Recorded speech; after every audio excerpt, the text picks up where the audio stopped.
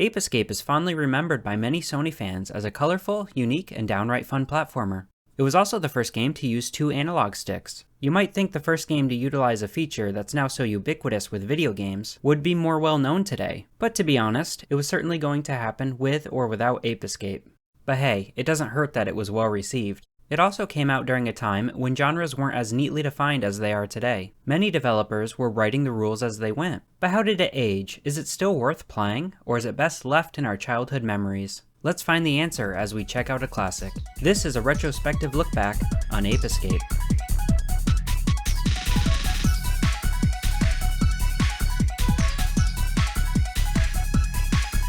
The opening scene shows our yet unknown protagonist, chasing a monkey through an endless green field with a comically large net.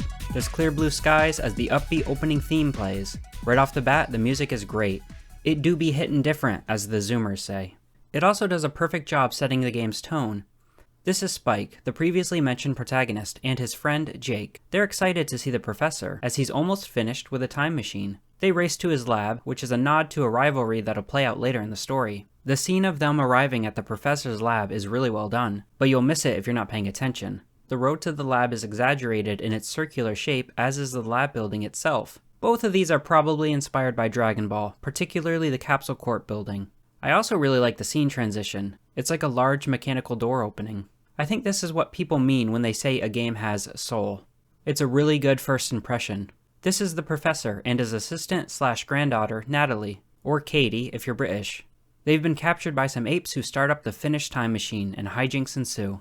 Spike and Jake get transported to parts unknown as this smug ape smugly fades to white.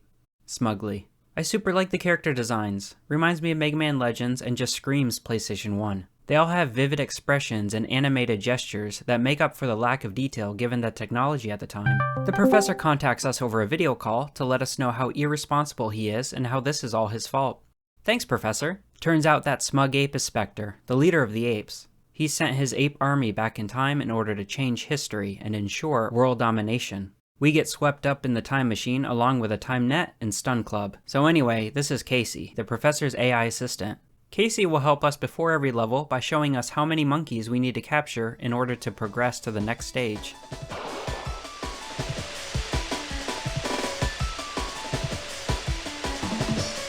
I'm gonna give a disclaimer. I don't generally enjoy platformers, so maybe this is normal, but I love how every level starts via some opening shots showing off the area you're about to explore.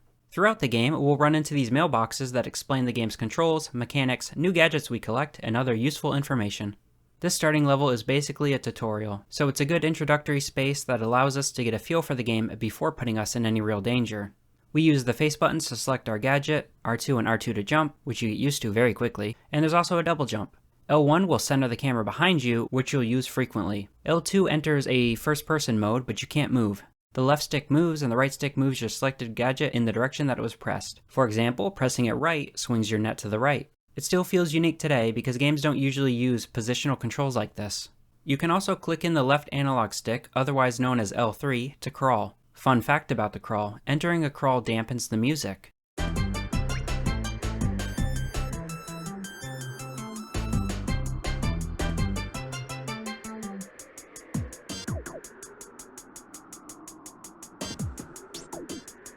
We'll use this to sneak up on monkeys and/or apes. Lowering the music while doing that is just another neat touch, and it wouldn't surprise me if lots of people missed that.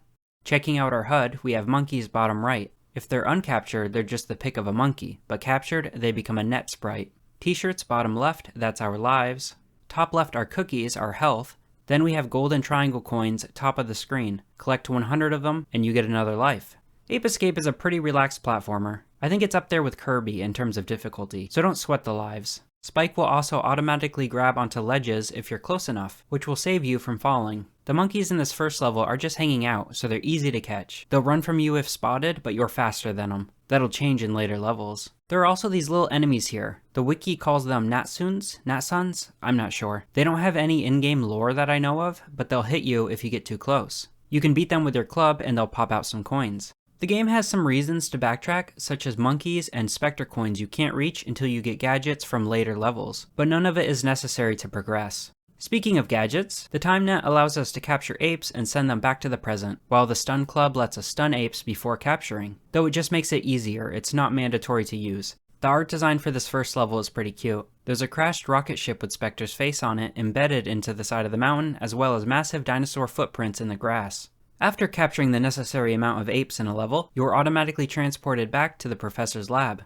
I don't like this. There's several reasons why you'll want to stay in a level. Capturing more apes, collecting more coins or Spectre coins, or just exploring more of the level for fun. I would have preferred an option to jump to the next level or head back to the lab rather than the game making that choice for me. You can head back to any previously unlocked level at any time, so it's not a huge deal, but it does mean more loading screens for no real reason.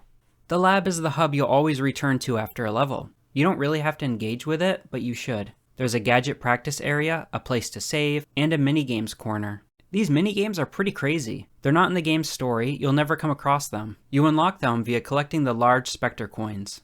There's skiing, boxing, and a twin-stick space shooter.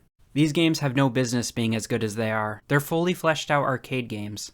They have their own unique assets, music, great controls, and are just fun to play. I personally like the skiing. You use the left analog stick for the left ski and right for right. The game had more than enough content without them, so it's really cool they're in here. But I'm getting ahead of myself. Back to the main game. The levels are split up into zones, all fitting a specific theme. The first are 3 levels revolving around every cool kid's obsession: dinosaurs.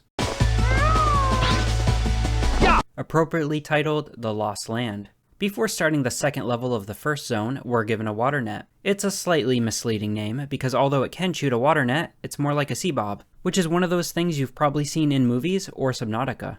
Before getting a new gadget, we have to complete a brief tutorial. This thing allows us to swim underwater pretty quickly. It can also capture monkeys in the water. Ape Escape does a great job at slowly introducing challenges at the same rate it does new mechanics. This level is just a tiny bit more difficult than the last. It brings with it a moving platform and water as an obstacle. Molten Lava, the third and final level of this zone, ramps things up even more. Now there's not just water, but a waterfall. Wow.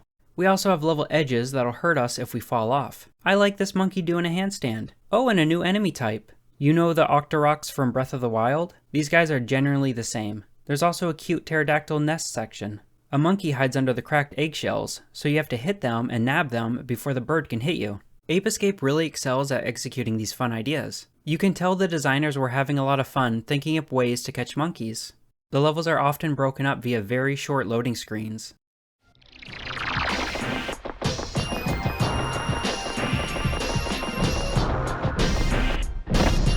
Hi-ya!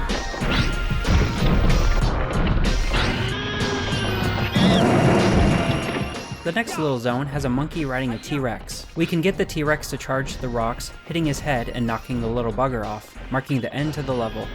I don't care for the next zone's theme. Mysterious Age doesn't have anything strongly tying the themes together like the previous one, but the level design makes up for it by being pretty awesome. Oh, and we get the best gadget in the game, a monkey radar. A single gadget immediately removes any need for mindlessly running around trying to find that last monkey.